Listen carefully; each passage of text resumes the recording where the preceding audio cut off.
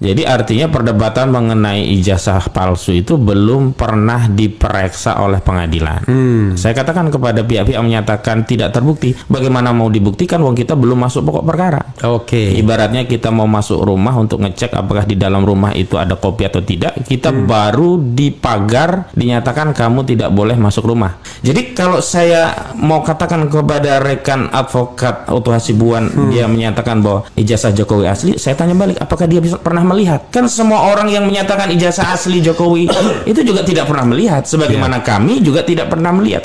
Jadi menurut kami saudara Jokowi tidak menggugat balik itu bukan karena dia BAD, tapi dia takut karena dia tidak punya ijazah aslinya.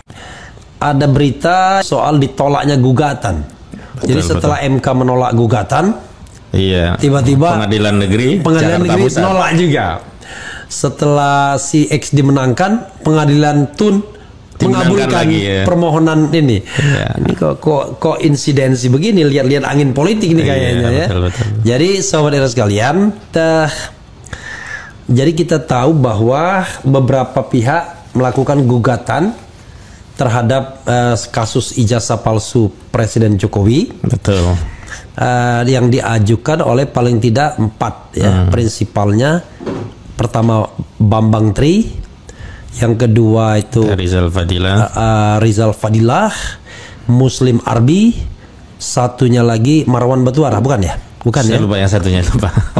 Nah 4 orang ini sudah 3 bulan kasusnya dengan lawyer antara lain Egy Sujana, mantan partner waktu membela Bambang Tri di PN Solo, ada juga Kurnia, ada juga Juju Purwantoro, dan kemudian kita mendengar ditolak gugatannya itu, tetapi tentu kita akan luruskan. Sebelumnya saya mau buka salah satu berita, misalnya CNN Indonesia, Otto sebut gugatan ijazah palsu Jokowi kembali ditolak. Coba kita bacakan ya, biar untuk memberikan konteks kepada sobat era sekalian dan apa ini maksudnya ya.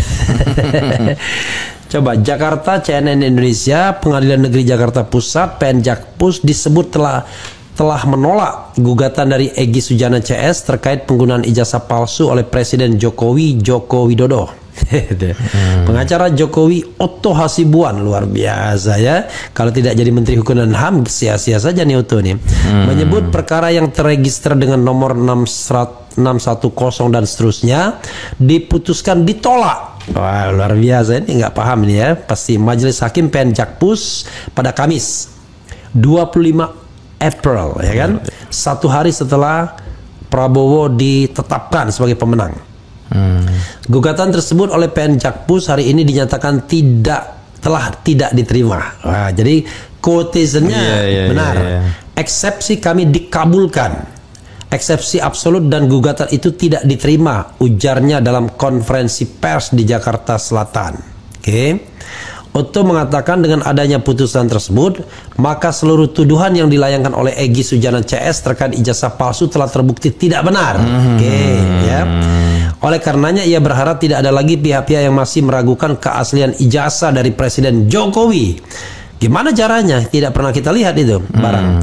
Terlebih Otto menyebut selama ini tidak ada satupun alat bukti otentik yang disampaikan Egy CS terkait ijazah palsu. Kan tinggal dibalik aja ya kan? Masa kita nunjukkan yang palsunya? Kan mestinya dibalik, tunjukkan yang aslinya kan? Betul. Hal itu ijazah palsu adalah tidak benar dan akhirnya PN Jakpus telah juga menyatakan tidak menerima gugatan yang diajukan oleh beberapa orang yang diwakili oleh Egy Sujana dan gugatannya itu dinyatakan tidak dapat diterima. Ya. Katanya, terus terang saja mengenai ini kita harus jelaskan hal ini memang tidak boleh kita biarkan sebagai negara hukum jelasnya. Justru karena negara hukum nggak boleh dibiarkan. Di pengadilan kan Lebih lanjut, Otto memastikan Presiden Jokowi tidak akan mengambil langkah hukum apapun terhadap pihak-pihak yang mengajukan gugatan di PN Jakpus. Why?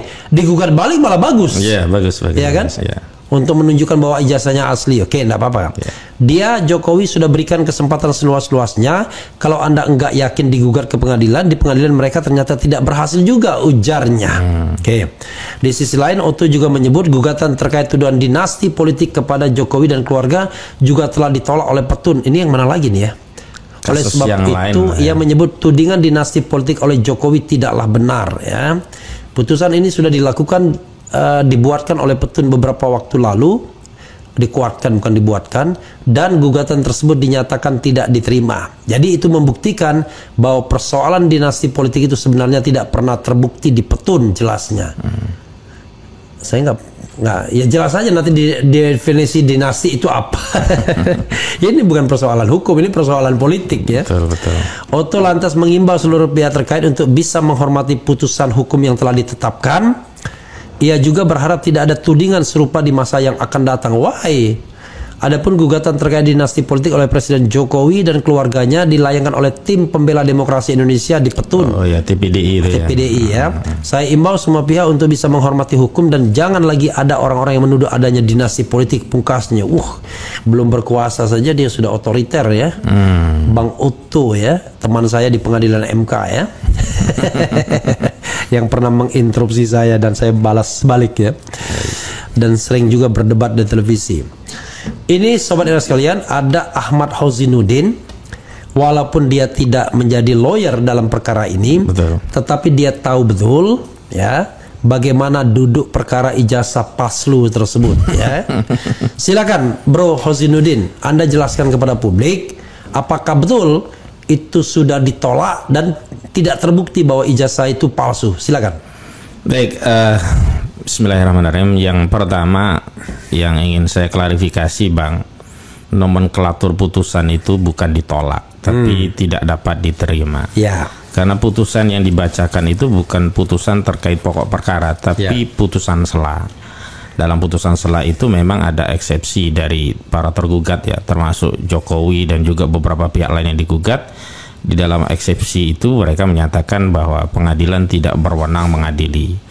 Nah, lalu dalam putusan sela itulah dikatakan oleh pengadilan bahwa pengadilan menyatakan tidak dapat menerima atau gugatan tidak dapat diterima karena pengadilan tidak memiliki kewenangan. Memang kami belum tahu reason secara lengkap karena putusan sela itu kan tidak dibacakan bukan kami langsung. Ya, Anda ya. Ya. Kalau kami seolah-olah Anda mewakili lawyer yang lain. Ya, kami yang dimaksud adalah tim daripada yang terlibat itu kan ada yang formil, ada juga yang di belakang, dan saya terus diajak koordinasi oleh Bang Egy terkait materi muatannya walaupun secara formil ya, tetapi secara material kami terlibat. Bukan secara formil tidak terlibat tapi secara informal terlibat ya. Gitu.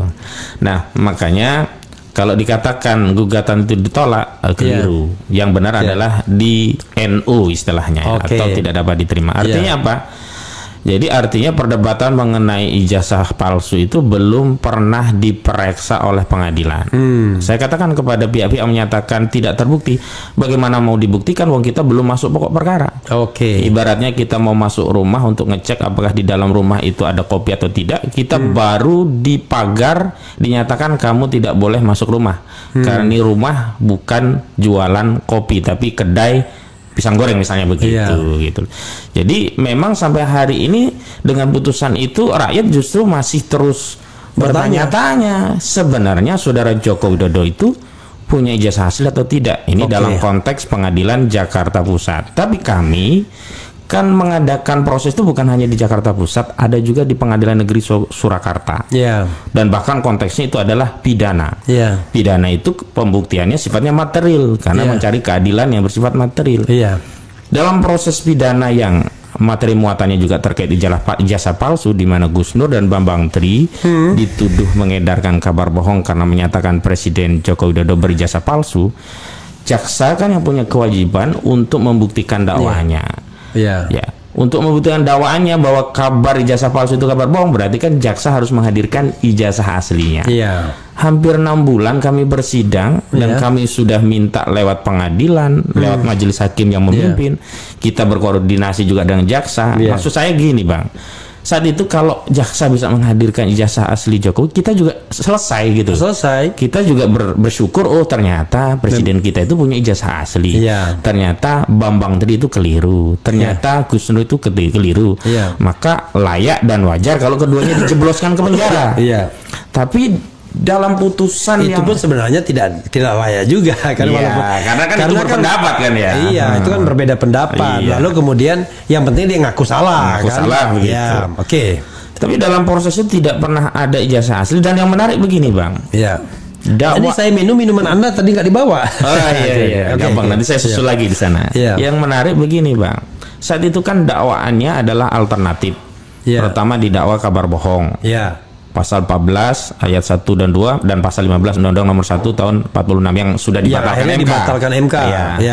Yang kedua Undang-Undang ITE pasal 28 karena dianggap menyebarkan kebencian dan permusuhan berdasarkan sara. Yang ketiga dianggap melakukan penodaan agama 156 KUHP. Tadi berdasarkan sara ya, bukan berdasarkan Zainab. Iya, bukan. Bukan juga Sigeromlah dan sebagainya, bukan ya. Sara ya. Kita balik lagi. Nah, saat itu di putusan tingkat pertama Surakarta yang divonis itu adalah 6 tahun karena dianggap terbukti kabar bohong. Dituntut maksimal 10 tahun, divonis 6 tahun. Tapi di MK di MA 4 tahun jadinya. Tapi menariknya di Pengadilan Tinggi, Bang. Ternyata judek faksi tingkat kedua di Pengadilan Tinggi Semarang mengoreksi putusan Pengadilan Negeri Surakarta bahwa tidak ada kabar bohong. Yang ada hanya dianggap menyebarkan kebencian berdasarkan sara. Masuk Undang-Undang ITE. Undang-Undang ITE yang terbukti. Jadi dakwaan tentang kabar bohong dianulir oleh judek faksi tingkat Pengadilan Tinggi Semarang, kemudian yang terbukti Undang-Undang ITE. Nah, kalau begitu kan konstruksi hukumnya berarti ada 2 pembuktian bahwa ijazah ini palsu. Pertama, tidak pernah muncul aslinya di proses persidangan.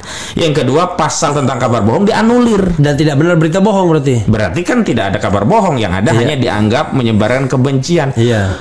Kalau orang mengedarkan suatu ijazah yang dianggap palsu, dianggap kebencian, subjektif sebenarnya. Tapi yang jelas tidak ada kabar bohong. Sebenarnya kebencian pun nggak benar juga karena harus berbasis sara tadi. Saranya di mana? Jokowi bukan suku, bukan agama, bukan ras, bukan antar golongan, apalagi. Nah, makanya kawan-kawan kenapa menggugat balik di Pengadilan Negeri Jakarta Pusat? Karena memiliki bukti. Bro, ambil bro. Oke. Nah, gitu ya. Memiliki bukti. Apa bukti yang akan dibawa? Di antaranya adalah salinan putusan Pengadilan Negeri Surakarta yang dibatalkan oleh Pengadilan Tinggi Semarang yang dikuatkan oleh Mahkamah Agung.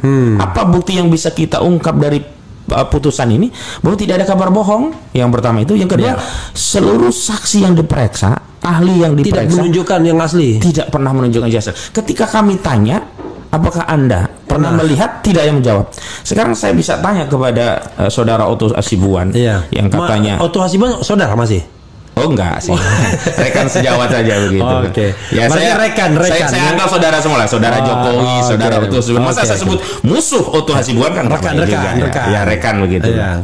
Jadi kalau saya mau katakan kepada rekan advokat Otto Hasibuan, dia menyatakan bahwa ijazah Jokowi asli, saya tanya balik, apakah dia pernah melihat? Kan semua orang yang menyatakan ijazah asli Jokowi itu juga tidak pernah melihat, sebagaimana kami juga tidak pernah melihat.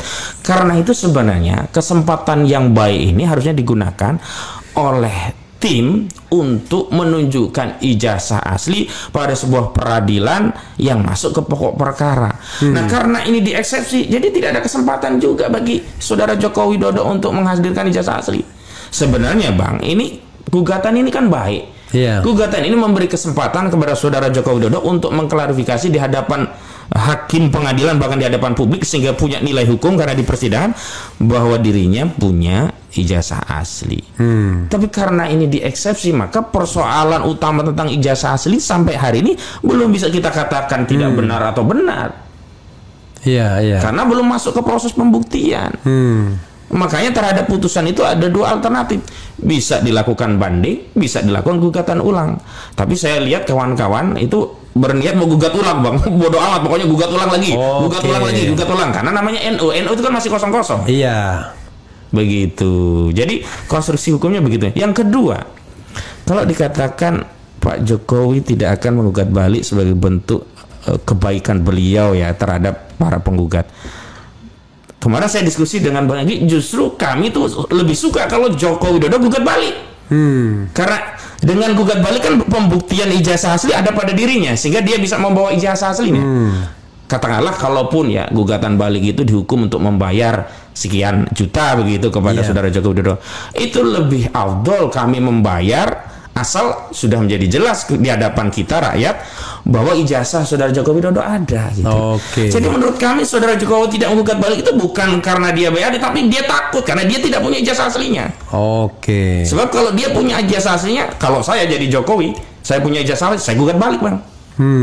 Jadi sebenarnya ini untuk menutupi bahwa memang ijazah asli itu tidak ada, sehingga proses berperkara itu dihentikan di pintu, di eksepsi gitu loh Bang. Beda ya kalau eksepsinya pada pokok perkara, putusannya pada pokok perkara, oke lah bisa kita katakan Tapi udah selesai. begini bro, nanti dia bilang Anda melakukan pencemaran nama baik pas keluar baliknya kan, dan tidak perlu menunjukkan ijazah asli. Nah, begini ya kayak Bambang Tri sama. Iya, kalau itu yang jadi soal semakin meneguhkan publik bahwa memang ini persoalannya ijazahnya nggak ada, dia cari-cari salah. Nah, rakyat ini sebenarnya Bang, kan niatnya baik agar saudara Joko Widodo punya kesempatan mengklarifikasi bukan hanya di hadapan publik, tapi di hadapan muka persidangan sehingga bernilai hukum bahwa dirinya punya ijazah asli dibuktikan dengan dihadirkan di persidangan. Selesai. Sehingga kita punya kepentingan juga untuk membersihkan legasi sejarah Republik ini dari praduga pernah dipimpin oleh presiden yang ijazahnya palsu. Gawat ini Bang, coba lihat di sosial media analisis tentang ijazah palsu. Itu bahkan ada suara dari yang mengaku Civitas Akademika UGM gitu-gitu ya. Iya. Anda dengar kan? Pernah. Ya, tapi saya tidak bisa memutarnya. Mempercayainya, ya, artinya tidak bisa mempercayai, bukan tidak percaya, tidak bisa mempercayai kan? Gitu, karena ya tadi harus ada pembuktian memang. Kalau nggak ada pembuktian memang ya masih kosong-kosong tadi kan? Gitu. Ibarat permainan belum ditentukan siapa yang kalah. Ini sepertinya ketika mau bertanding, yang satu kelebihan berat badan jadi ditunda pertandingan. Oke, saya kembali kepada Anda baca nggak petitumnya apa aja? Karena saya menganggap petitumnya itu terlalu berlebihan dan tidak masuk wilayah kompetensi pengadilan negeri. Kalau misalnya harus mencabut mandat, harus apa gitu. Ini kan sebenarnya kalau saya bilang Bang, hakim itu tinggal maunya apa. Kalau dia mau mengabulkan, selalu ada alasan. Misalkan petitum banyak yang nggak sesuai, ambil saja yang sesuai. Untuk petitum yang ini tidak kewenangan kami, tapi ke petitum yang ini ada kewenangan kami. Petitum utama kan menyatakan saudara Joko Widodo melakukan perbuatan melawan hukum. Ya, karena melakukan memalsukan ijazah. Iya. Ini kan kompensasinya ada pada pengadilan PMH. Ya, atau ex aequo et bono ya kan. Ya, dia kan bisa menggali sendiri keadilan. Begitu. Kan kalau yang penting adalah jelas ya kan bahwa saudara Jokowi memiliki ijazah asli. Sebenarnya kalau dia masuk ke pokok perkara dan di pokok perkara ada ijazah aslinya, gugatan ini nomenklaturnya ditolak, justru itu menjadi prestasi besar bagi tim hukumnya juga hakim juga pengadil Jokowi. Saya ingat MK jadinya. Tim hukumnya itu tidak pernah membuktikan menolak dalil kita, ya nolaknya MK sendiri. Lucu, maka saya lihat hakim MK ini kok jadi kayak lawyernya Jokowi, lawyernya Prabowo, bingung saya ini. Jadi terhadap dalil termohon kemudian pihak terkait tidak mengajukan bukti, bukti surat saksi maupun ahli. Namun setelah MK memeriksa dengan seksama, ya kan, maka ini gini bahwa itu cuma sekedar berita online dan pemohon tidak menyertakan bukti penguat berupa saksi dan ahli. Ini sontoloyo, saya bilang. Saksi dan ahli dibatasi 19, tapi dia permasalahkan tidak ada saksi, tidak ada ahli. Sebenarnya kan kalau di MK itu kan mirip perdata hukum pembuktiannya ya kan Bang. Apa dalil yang tidak dibantah berarti kan diakui gitu loh. Iya. Nah, hanya memang tadi bisa saja si hakim menggali itu sepanjang ada fakta. Kalau ini kan enggak, seolah-olah hakim menjadi lawyernya Prabowo gitu. Tapi sebenarnya tidak. Jadi gini ya, dia bukan pidana yang mencari kebenaran material satu demi satu, bukan juga perdata yang mencari kebenaran formil ya. Tapi dia sebenarnya balik kepada konstitusi, yaitu menjaga marwah konstitusi pemilu yang luber dan jurdil. Jadi cukup dengan keyakinan hakim apakah sebuah dalil itu telah menyebabkan pemilu tidak jujur dan tidak adil atau tidak luber dan tidak jurdil. Nah, kalau misalnya bansos misalnya gitu, kan kita tahu itu kan menusuk rasa keadilan kita. Kata Roma Hurmuzi, jangankan manusia, kalau dibekali 400 triliun monyet pun bisa jadi presiden gitu. Dan sebenarnya kan sudah terbukti juga, artinya itu tidak bulat, ada dissenting opinion, artinya ya kan. Oke, jangan ke situ bro. Oh ya, balik lagi. Saya juga mau mengaitkan itu, begini Bang. Saya sih tidak aneh dengan putusan Pengadilan Jakarta Pusat. MK saja yang ada 9 hakim ya, yang 38 lah ya, yang diawasi publik begitu rupa, yang putusannya diucapkan secara langsung bisa dikeokan, apalagi hanya 3 hakim di pengadilan negeri dan disampaikan secara ikot dan tidak ada yang namanya siaran langsung. Ya ikot ini hanya ikot dan itu mau nggak mau kita nggak bisa interupsi atau apa, nggak bisa gitu. Oh, jadi nggak ada pembacaan putusan? Nggak ada. Cuma tiba-tiba keluar penetapan. Iya. Oke. Jadi putusan setelah itu dikirim lewat ikot. Nah, di situ memang tidak ada lengkapnya putusannya, tapi ada kutipannya saja, di amarnya saja begitu. Luar biasa, cari momen. Ya. Kok pas ya 25? Iya. 24 25 ya. 22 24 25 itu hari bersejarah bagi Oto Hasibuan. Iya, betul. Menang semua lah. Menang semua gitu. Bro Husainuddin. Iya, Bang. 2 hal ya. Pertama, wrap up semua pembicaraan kita. Nanti kedua saya minta Anda memberikan closing statement gitu. Baik, saya ingin kembali menegaskan bahwa putusan Pengadilan Negeri Jakarta Pusat yang menyatakan pengadilan tidak berwenang tidak bisa dijadikan bukti bahwa ijazah saudara Jokowi asli, atau sebaliknya juga tidak bisa memastikan bahwa ijazah Jokowi palsu. Ya, jadi karena itu posisinya 50-50 masih ya. Karena itu perkara ijazah palsu ini masih terus akan menjadi perbincangan publik dan tentu saja mengganggu. Bukan hanya mengganggu kita generasi hari ini, tapi juga akan menjadi legacy warisan sejarah yang memalukan bagi generasi berikutnya. Yang kedua, kalau ada ikhtiar upaya membawa perkara ini ke pengadilan, itu motifnya bukan karena kebencian, permusuhan, nggak suka, apalagi lontang-lantung, nggak ada kerjaan begitu. Justru motifnya adalah ingin memberikan kepastian, bukan hanya kepada publik, bahkan kepastian kepada presiden untuk bisa membersihkan reputasinya bahwa dirinya adalah presiden yang sah yang memiliki ijazah. Karena di dalam ketentuan pasal 169 Undang-Undang Nomor 7 Tahun 2017 tentang pemilu, salah satu syaratnya kan minimal berijazah SMA sederajat dan tentu harus asli ijazah itu begitu. Sehingga harus dipahami bagi pendukung Pak Jokowi ini adalah satu langkah yang bisa memberikan peluang kepada presiden untuk mengklarifikasi sekaligus membersihkan reputasinya dari isu ijazah palsu. Yang ketiga, dinamika di antara anak bangsa kalaupun berbeda, misalkan ya rekan Oto Hasibuan berbeda dengan saya, itu anggap saja bagian dari dinamika anak bangsa yang biasa saja, yang punya perspektif tersendiri melihat masalah berbangsa. Mungkin ya kami melihat bahwa hal ini penting untuk diklarifikasi melalui sebuah peradilan, dan banyak anak bangsa yang punya pendapat yang sama. Buktinya dukungan kepada kami luar biasa, Bang, dalam kasus ijazah palsu ini, gugatan ini.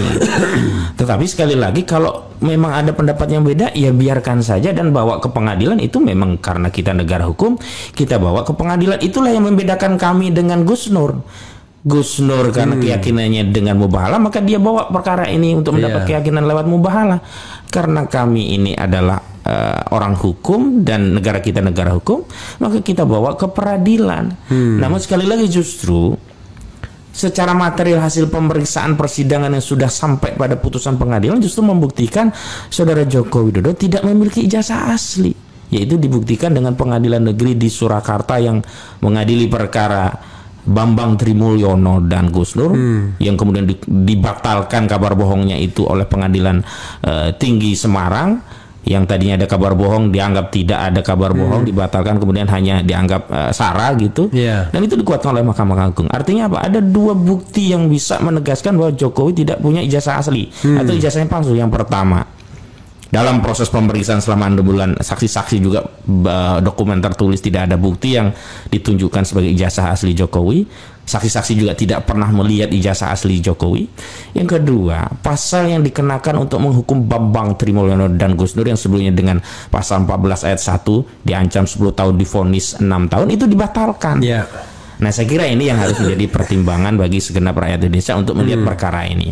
Bahwa kemudian pada akhirnya kita punya persepsi, pandangan, bahkan preferensi politik yang berbeda, ya biasa saja lah. Hari ini ada 01, 02, 03. Nah, termasuk ada yang pro dengan gugatan kami, ya kami berterima kasih. Ada yang kontra, kami juga tidak mengapa. Yang penting tadi, tidak pro kontra dengan dasar ya taklid buta. Kami menggunakan argumentasi dengan bukti. Bahkan Bang, bukti ini kan pernah kami bawa ke DPR RI saat Puan meminta kalau memang mau memakzulkan Presiden Jokowi, tolong bawa bukti dan apa urgensinya. Kami sudah bawa buktinya, urgensinya agar terjadi pemilu yang jujur dan adil, sebab kalau pemilu masih dipimpin Presiden Jokowi akan terjadi abuse of power, dan terbukti abuse of power. Tapi ternyata di DPR kami kemudian tidak boleh masuk. Jadi kami kemana kalau tidak ke pengadilan, kebawa ke DPR, DPR mem-PHP, Puan Maharani mem-PHP kami. Nah, akhirnya kalaupun nanti ada gugatan lagi terkait ijazah palsu ini, ya itu memang prosedurnya begitu. Jangan dianggap karena lontang-lantung desa nggak punya kerjaan. Begitu, Bang. Oke, ada dua hal yang terakhir ya. Satu, ada yang nanya soal Gus Nur bagaimana? Ya kita juga punya tanggung jawab ya. Bagaimana? Nggak terasa udah berapa tahun dia dihukum ya. Itu satu. Yang kedua, soal ini rencana selanjutnya setelah dinyatakan tidak dapat diterima atau NO ya, itu apa yang akan dilakukan? Silakan sebelum kita tutup. Untuk Gus Nur memang pada akhirnya Gus Nur mengambil pilihan untuk menjalani vonis terakhir ya. Di kasasi itu kan ditolak, kasasi kami juga ditolak karena jaksa juga ajukan kasasi saat itu, sama-sama ditolak. Jadi dikuatkan Pengadilan Tinggi Semarang 4 tahun itu ya. 4 tahun. Oke. Kalau begitu ya tinggal menunggu proses. Kalau sudah 2/3 berarti PB atau pembebasan bersyarat. Dan nggak terasa ya tiba-tiba udah mau mendekati. Ya, saya pernah dibilang begitu ya. Kamu nggak terasa yang mengalami gila-gilaan. Oke. Yang kedua ya kalau terkait putusannya memang opsinya 2. Pertama, dalam waktu 14 hari kami bisa saja mengajukan banding. Bukan kami, saya ya, tapi tim yang saya juga diajak diskusi. Prinsipal dan tim hukum banding. Atau yang kedua memang preferensinya adalah melakukan gugatan baru gitu. Tapi saya dengar-dengar ya diskusi dari tim lawyer termasuk Bang Egy itu lebih preference Egy untuk Sujana ya untuk ambil ajukan gugatan baru gitu. Karena begini, kalau gugatan baru kan akan ada proses yang sifatnya konvensional lagi, ada hadir di sidang, ada konferensi pers. Kalau banding kan hanya berkas, Bang. Jadi nggak bisa kontrol juga. Ya, oke. Gitu. Itu jangan-jangan kalau diterus bisa berkali-kali itu terus ya. Karena memang pengadilan juga tidak bisa membatasi orang menggugat berapa kali karena kan ini NU. Iya. Oke, itu ya sobat era sekalian. Dan memang barangkali bisa jadi baru akan terungkap setelah rezim berganti. Nah, gitu. Tapi rezim dia lagi. Kita tidak tahu ya. Yang jelas kita bukan anak kecil, Mas Prabowo ya, Mas Gibran. Tenang, saya ada di sini, Bang. Tenang, ada di sini. Oke. Ya, itu saja sebenarnya sekalian ya. Mudah-mudahan ini memberikan pembelajaran kepada kita semua. Memang ada terminologi hukum. Dikabulkan, ditolak, dan tidak dapat diterima. Tidak dapat diterima itu belum ada yang benar, belum ada yang salah. Tetapi hakim menghindar untuk tidak memproses kasus ini secara substantif. Ya, tentu dengan alasan macam-macam. Padahal hakim kan bisa menggali kebenaran, apalagi ada permohonan dalam petisi untuk ex aequo et bono ya. Kalau hakim berpikiran lain ya monggo, hakimnya seperti apa. Tapi sooner or later kebenaran itu pasti datang, tetapi kita tidak tahu karena yang namanya waktu relatif kan. Yang kita katakan lama itu di akhirat tuh sebentar banget.